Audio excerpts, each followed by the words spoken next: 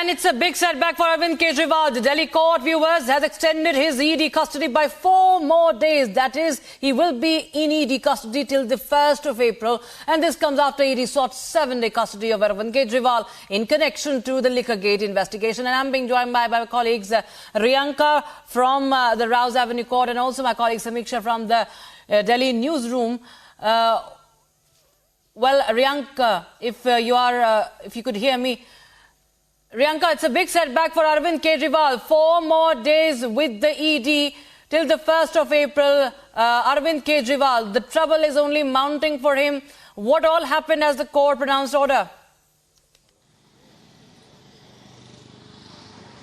That's right. It is indeed a big setback for the Delhi Chief Minister Arvind Kejriwal once again, because the Rouse Avenue Court today has given out its order, and once again in the ED's case that for 4 more days, remember 4 more days, Arvind Kejriwal will be in the ED custody. That is till the 1st of April, which is when the hearing will commence once again at 11:30 a.m. on the 1st of April. Well, we see this is coming in as a setback for Arvind Kejriwal, but remember the ED wanted a 7-day custody, but the court has granted only 4 days custody, that is till the 1st of April. And now let me take you through what exactly happened during the hearing. Well, we in fact accessed the remand copy as well, in which what we had discussed during the day, the grounds for the ED seeking an extension were very clear. Well, the ED went on to say that Kejriwal is not cooperating and they want to confront him regarding certain documents that were in fact being recovered from various raids. Well, if we talk about the ASG who was appearing for the Enforcement Directorate, he has gone ahead and said that the statements that have been recorded from Arvind Kejriwal, he has given evasive answers, which is why the ED had gone ahead and sought 7 days custody, but 4 days have been given by the court. In fact, the digital data that has been extracted had to be examined by the Enforcement Directorate. The ED also went ahead and said that they will confront Arvind Kejriwal with the other people. Now, who are these other people? Well, these are the accused who have been linked to the South Group, to the entire matter of the excise policy, be it BRS MLC K Kavitha and the others who have been in fact accused of giving 100 crore kickbacks to the Aam Aadmi Party leadership, out of which around 45 crores were apparently used for the Goa elections. What we see here at this point in time, that Arvind Kejriwal also sought some time from the court to speak for himself, and he has said that his arrest and remand is completely illegal, that he is being humiliated at this point in time. He has also challenged on what grounds have he been arrested by the Enforcement Directorate. He has mentioned the fact that because of the statements of the accused, remember, who have now turned out to be approvers, out of their statements, he has questioned his arrest. So several developments took place into the court today, but it has it has gone into the ED's favor, where the court has given 4 days custody to Arvind Kejriwal. It is going to be seen what happens next on the 1st of April. Also remember, very significant here, that Arvind Kejriwal had to expose or give out some details about the entire money laundering case, to which he laid the link between Sarath Reddy, and he said that Sarath Reddy went on to buy the BJP electoral bonds, and the BJP became the biggest beneficiary of this entire amount of 55 crores. So several developments took place. In fact, Sunita Kejriwal, along with their children, were also present in the court, and she has mentioned the fact to be a political vendetta, which is the Aam Aadmi Party has been constantly terming as, and said that the people of Delhi, the people of the nation, will give the answer. Right, even Samiksha is with us from the Delhi newsroom. Samiksha, well, of course, this is a 4-day custody for Arvind Kejriwal, and also, of course, there have been demands from the ED that Arvind Kejriwal must share the passwords of the 4 digital devices that have been seized from his residence that belong to Arvind Kejriwal. However, he has not been cooperating. What are you picking up as far as the ED is concerned? What could be their next plan of action? Well, Rakshita, just to add to what has been recovered. Till now, the ED very he has mentioned that 5 digital have been recovered till now. Seems to be a well, Samiksha, well, I will try and reconnect with you. Seems to be an audio connection, audio problem there with that connection of yours. We'll try and reconnect. But remember, viewers, it's a big update that we have right now. Kejriwal has been remanded to ED custody till the 1st of April. And today it was there were a lot of dramatic arguments that took place in the Rouse Avenue court, a heated debate between Arvind Kejriwal's counsel and also ED representatives there. But remember, Arvind Kejriwal maintains that, there are no grounds for his arrest. And also ED, on the other hand, says that there are multiple evidences that he had demanded kickback of 100 crore rupees, 45 crore rupees of the kickback were used for Goa campaigning. All right, I'm told Samiksha is back with us on the broadcast. Samiksha, please go ahead. Right, Rakshita, so I was here mentioning about the digital evidence that's been recovered till now by the Enforcement Directorate. The central agency very categorically mentioned in the court that 5 digital mobile phones, 5 digital evidence data has been recovered from 5 digital devices, which also includes the mobile phone of Arvind Kejriwal's wife. The ED also mentions that while the data has been recovered from the mobile phone of Arvind Kejriwal's wife, the data from 4 digital devices is yet to be recovered, which is why the ED has essentially sought more time. In fact, the ED has also gone on to mention that how Arvind Kejriwal has not been responsive while those those specific questions were put to him. The ED states that data from 4 digital devices seized during the searches that were carried out from Arvind Kejriwal's residence is yet to be recovered. And the reason why the ED has mentioned that it needs time is because Kejriwal has not really divulged the details, the specifics, the credentials of the digital devices which have been recovered. In fact, just to add on to the Goa election funding campaign angle, which is being thoroughly probed by the ED, there is also a Punjab angle which has surfaced. The ED maintains that it has sent summons to senior excise officials from the state. So this points fingers that there could be a probable involvement of state officials from the state of Punjab as well. So yes, there is a very strong South lobby connection, which includes the liquor lobby from the state of Telangana. There is a Goa angle as well with election campaign funding being probed. And of course, the latest being the Punjab angle with excise officials also from the state who are under the radar.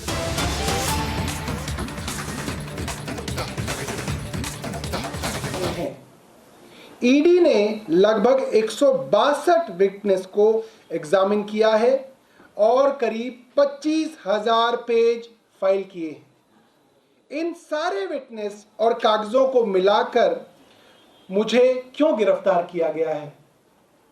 मेरे नाम सीधे सीधे 4 statement डाले गए हैं, यानी कि लगभग 4 स्टेटमेंट ऐसे हैं जिनमें अरविंद केजरीवाल जी के नाम का जिक्र है। और उन्होंने कहा कि मैं ये चारों स्टेटमेंट्स के विषय में आपके सामने बात रखना चाहता हूं। पहला स्टेटमेंट मनीष सिसोदिया जी के तब के सेक्रेटरी सी अरविंद के विषय में था। उन्होंने कहा, मेरा नाम 4 जगह आ रहा है।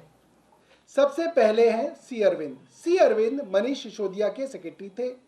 उन्होंने यह बयान दिया कि एक दिन वह मेरे घर में मेरी मौजूदगी में मनीष सिसोदिया जी से उनके कुछ एक्साइज के डॉक्यूमेंट्स हैंडओवर किए, यानी कि सी अरविंद को मनीष सिसोदिया जी ने सीएम साहब के घर पे कुछ एक्साइज के डॉक्यूमेंट्स हैंडओवर किए। उन्होंने यह नहीं कहा कि कुछ पैसे दिए, ऐसा कोई आरोप नहीं है। मैडम, मेरे घर पे ढेरों विधायक, मंत्री और अधिकारी आते हैं, उनके सेक्रेटरी आते हैं, वह आपस में खुसर पुसर करते रहते हैं और कई कागज एक दूसरे से एक्सचेंज करते हैं। मुझे क्या पता कौन किसको क्या दे रहा है? क्या यह बयान एक मौजूदा मुख्यमंत्री को गिरफ्तार करने के लिए काफ़ी है? उन्होंने कोर्ट के सामने अपना ये सवाल रखा। उसके बाद उन्होंने दूसरे गवाह के ऊपर आए, जिनका नाम है मुगुंटा श्रीनिवास रेड्डी, जिनको एमएसआर भी कहते हैं, जो जगन रेड्डी की पार्टी के सांसद थे।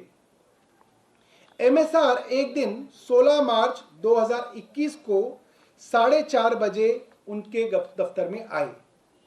इससे पहले उन्होंने 10 दिन पहले अरविंद केजरीवाल जी को चिट्ठी लिखी कि मैं एक सांसद हूं, मुख्यमंत्री से मिलना चाहता हूं। अरविंद जी कह रहे हैं मेरे ऑफिस में उन्हें 10 दिन बाद मिलने का समय दे दिया गया। वह 4:30 बजे मेरे पास मिलने के लिए आए। मैं किसी वजह से जल्दी में था तो उन्होंने मेरे से कहा कि मुझे दिल्ली में अपना फैमिली चैरिटेबल ट्रस्ट खोलना है, उसके लिए मुझे ज़मीन चाहिए। हमने कहा कि ज़मीन हमारे अंडर नहीं आती, एलजी साहब के अंडर आती है। आप चिट्ठी दे दीजिए, मैं एलजी साहब को फॉरवर्ड कर दूंगा, यानी कि पहुंचवा दूंगा। 16 सितंबर 2022 को उनके घर पे रेड पड़ी। उनसे पूछा जाता है कि क्या आप अरविंद केजरीवाल जी से मिले। उन्होंने कहा कि जी हाँ, मैं मिला और मैंने अरविंद केजरीवाल जी से अपनी फैमिली के ट्रस्ट के लिए ज़मीन मांगने की बात कही थी। 16 सितंबर, ये जो स्टेटमेंट है ये 16 सितंबर 2022 को सेक्शन 17 में ली गई थी। ये एक पीएमएलए का सेक्शन है। 5 महीने बाद यानी कि 10 फरवरी को उनके बेटे को गिरफ्तार कर लिया जाता है। मुगुंटा रेड्डी के बेटे को गिरफ्तार किया जाता है। उसके बावजूद वे अपने पुराने स्टेटमेंट पे कायम रहते हैं। जब 5 महीने तक उनका बेटा गिरफ्तार रहता है तो बाप टूट जाता है। 16 जुलाई को उसके पिता अपना स्टेटमेंट बदल लेते हैं, यानी कि राघव के पिता मुगुंटा रेड्डी अपना स्टेटमेंट बदल लेते हैं। बीच में ईडी के लॉयर ने फिर से अरविंद केजरीवाल जी को रोकने की कोशिश की, हल्ला गुल्ला हुआ। अरविंद केजरीवाल जी ने कहा राजू जी, मैं आपका आशीर्वाद चाहता हूँ, mister Raju, I need your blessings, please मुझे बोलने दीजिए। और फिर किसी तरीके से दोबारा अरविंद जी ने अपनी बात शुरू की। उन्होंने कहा 16 जुलाई को अपना बयान वे बदल लेते हैं। एक बाप अपने बेटी की गिरफ्तारी के बाद अपना बयान बदलता है और 18 जुलाई को उनका बेटा छूट जाता है। उसके बाद उनका और कोई नया स्टेटमेंट रिकॉर्ड नहीं किया जाता। जो बयान बार बार हो रहे थे उनमें कोई भी बयान अरविंद केजरीवाल जी के खिलाफ नहीं था, इसलिए बार बार नए बयान लिए गए।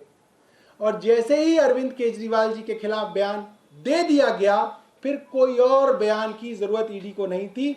बाकी सारे बयान जो है कूड़े के कचरे के डब्बे में, और इस बयान को ईडी जो है कोर्ट के सामने पेश करता। उसके बाद और कोई स्टेटमेंट नहीं लिया जाता। बयान पे बयान हो रहे थे, पर जब तक वो मेरे साथ मेरी मदद के बयान दे रहे थे जिसमें मेरे खिलाफ कुछ नहीं था, तब तक ईडी को उस पर एतराज था। और जैसे ही वह मेरे खिलाफ बयान देते हैं, उनका बेटा छूट जाता है और उनके और बयान लेने बंद हो जाते हैं।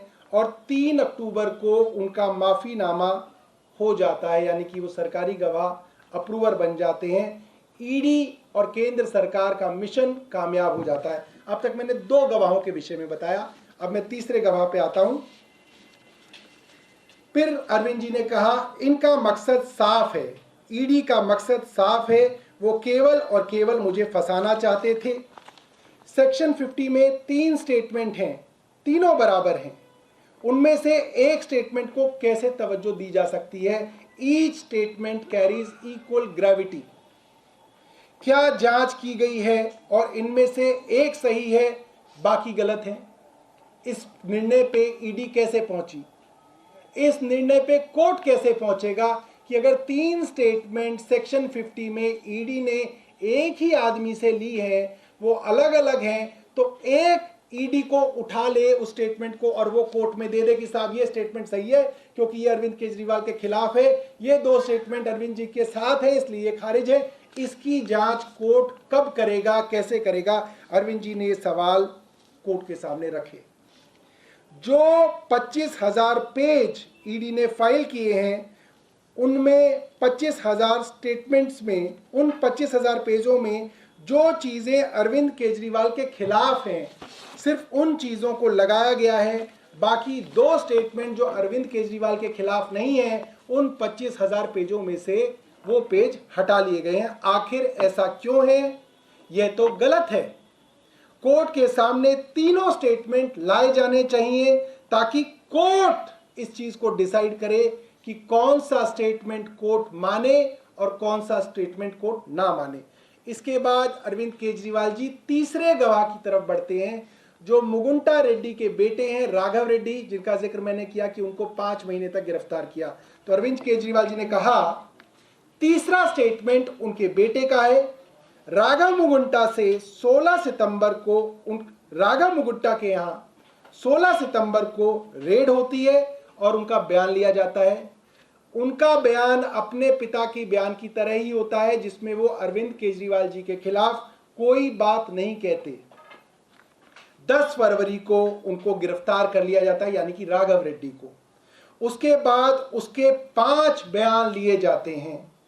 उनमें वह वही बोलता है जो उसने पहले बोला होता है, यानी कि वो अरविंद केजरीवाल के खिलाफ उनको इंडाइट करने का कोई बयान नहीं देता है। 5 महीने तक उसको जेल में रखा जाता है। आप समझ सकते हैं, एक मेंबर ऑफ पार्लियामेंट और एक बड़े बाप के बेटे को, एक करोड़पति अरबपति आदमी के बेटे को 5 महीने तक तिहाड़ में सड़ाया जाता है, मगर वो अपने बयान पे कायम रहता है। उसके बाद 16 जुलाई को जब उसके पिता अपना बयान बदलते हैं अपने बेटी की जेल के कारण, तो 18 जुलाई को उस बेटे की जेल से जमानत हो जाती है। उसके जो 7 बयान हुए उसमें से 6 बयान अरविंद केजरीवाल के खिलाफ नहीं है। 7वें बयान में जैसे ही वो मेरे खिलाफ बोलते हैं, उसके बाद कोर्ट, उसके बाद ईडी उनका और कोई नया स्टेटमेंट रिकॉर्ड नहीं करता, उसे जेल से छोड़ दिया जाता है, उनको माफीनामा दे दिया जाता है और ये 6 स्टेटमेंट कूड़े के डब्बे में डाल दिए जाते हैं। अरविंद केजरीवाल जी का सवाल है कि ये कौन तय करेगा कि 7 में से 6 स्टेटमेंट गलत है, 7वां स्टेटमेंट सही है? ये ईडी कैसे तय कर सकती है? ये तय कोर्ट करेगा, न्यायालय करेगा। लिहाजा वो 6 स्टेटमेंट भी कोर्ट के रिकॉर्ड पे लाए जाने चाहिए। उसके बाद जो ईडी का स्टार विटनेस है, उनके विषय में अरविंद केजरीवाल बात करते हैं, शरद चंद्र रेड्डी। चौथा है शरद चंद्र रेड्डी। शरद रेड्डी का केस 16 सितंबर में, माफ कीजिएगा, शरद रेड्डी के मामले में 16 दिसंबर को उनके यहां रेड हुई। उसने मेरे खिलाफ कुछ नहीं कहा। 9 नवंबर को उसने मेरे खिलाफ कुछ नहीं कहा, यानी कि जब रेड हुई तब उसने कोई बयान नहीं दिया। उसके बाद 9 नवंबर को उसको पूछताछ के लिए बुलाया गया, उसमें भी उसने अरविंद केजरीवाल जी के खिलाफ कुछ नहीं बोला। 10 नवंबर को अगले दिन उसकी गिरफ्तारी हो जाती है। उसके बाद 9 बयान दर्ज किए जाते हैं। 9 different statements of Sharad Reddy are recorded by ED in their custody. और उन 9 के 9 स्टेटमेंट्स में शरद रेड्डी अरविंद केजरीवाल के खिलाफ उनको इंडाइट करने वाला कोई स्टेटमेंट नहीं देते हैं। उसके बाद 25,000 करोड़ रुपए की कंपनी औरोबिंदो फार्मा के मालिक के बेटे शरद रेड्डी को 6 महीने तक जेल में सड़ाया जाता है। एक बाप टूटता है और उसके बाद देखिए क्या होता है। उसके बाद 6 महीने गिरफ्तार रहने के बाद 25 अप्रैल को वह भी टूट जाता है और वह केवल इतना कहता है कि मैं विजय नायर के साथ सीएम साहब के पास गया था, सीएम साहब जल्दी में थे, तो सीएम साहब ने कहा कि विजय के टच में रहो, विजय अच्छा लड़का है। सिर्फ इतना बयान है। 6 महीने सड़ाने के बाद 25,000 करोड़ की कंपनी के मालिक के बेटे का ये बयान है। मैं केवल, अब अरविंद जी ने कहा, मैं केवल यह जानना चाहता हूं कि ये 4 स्टेटमेंट क्या एक मौजूदा मुख्यमंत्री को गिरफ्तार करने के लिए पर्याप्त हैं? Can you use these 4 statements to arrest a sitting chief minister? Can you just arrest a chief minister on the basis of these statements? Arvind ji ने फिर कहा 2 नवंबर को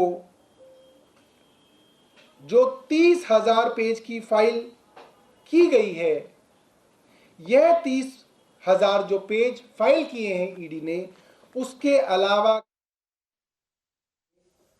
That was Delhi Minister Saurabh Bharadwaj there briefing the media over what happened in the courtroom and saying it continues with this statement that there is no evidence against Arvind Kejriwal. He was questioning, are the 4 statements by the witnesses enough to arrest a sitting chief minister or not? He was talking about Sharad Reddy also, saying that he did not say anything against Arvind Kejriwal the day his residence was raided.